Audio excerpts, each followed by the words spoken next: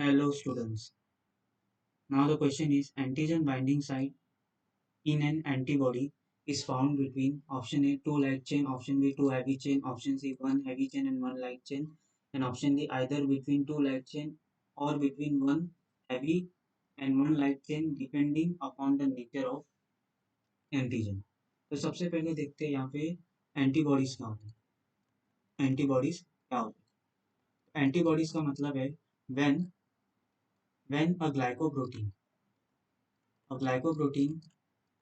a glycoprotein molecules sorry a glycoprotein molecule is formed by a glycoprotein molecule is formed by formed by a B lymphocytes formed by a B lymphocytes on encountering or on recognizing recognizing the antigen, उसी को हम क्या बोलते हैं? Antibodies बोलते हैं। अभी antibodies normally कितने टाइप के होते हैं? ये कौन बनाता है? आपके बी प्लाज्मा सेल्स बनाते हैं। ठीक है, कौन से सेल्स बनाते हैं? B plasma cells. अभी एंटीबॉडीज आपके आईजीएम होते हैं, आईजीई होते हैं, आईजीजी होते हैं, आईजीए होते हैं, आईजीडी होते हैं। तो 5 टाइप के एंटीबॉडीज है जो नॉर्मली ह्यूमन बॉडीज में फॉर्म होते हैं।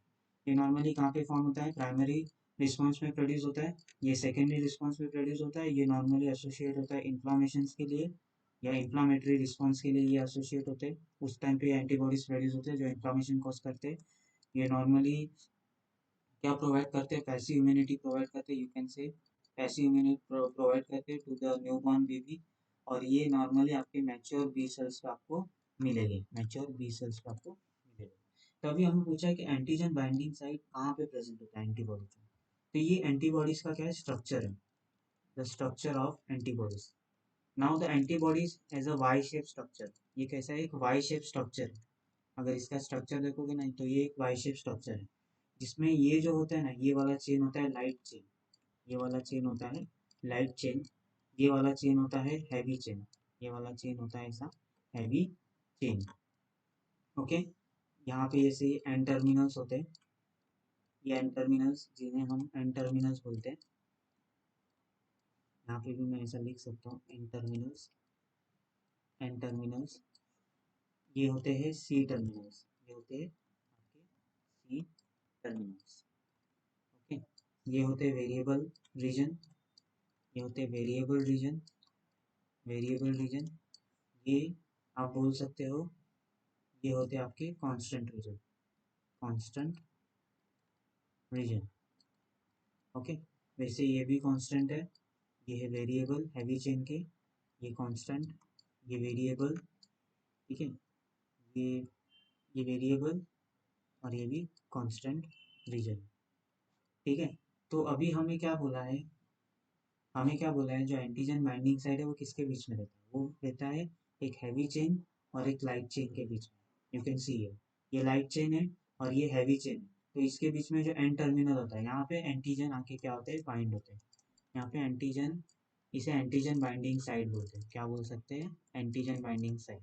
और यहाँ पे antigen, you can see this antigen are binding between one heavy chain and one light chain. तो हमें क्वेश्चन में यही पूछा है कि antigen binding site in an antibody is form between one heavy chain and one light chain. तो option C आपका क्या राइट आंसर है। अदर ऑप्शंस की अगर बात करें तो टू लाइट चेन, तो ये नहीं हो सकता। टू लाइट चेन तो होता है लेकिन टू हैवी चेन भी होता है, और टू लाइट चेन के बीच में कभी एंटीजन बाइंड नहीं होता। ठीक है, एंटीजन हमेशा बाइंड होता है वन लाइट चेन और वन हैवी चेन के बीच में, तो ये नहीं हो सकता। टू हैवी चेन, ये भी नहीं हो सकता। Either between two light chain और between one and heavy chain and one light chain, नहीं।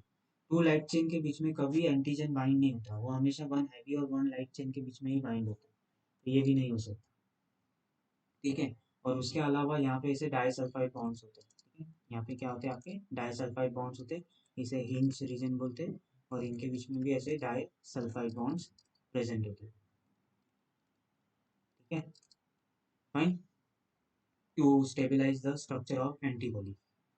So the option C will be your right answer. I hope you will understood this concept. Thank you and best of luck.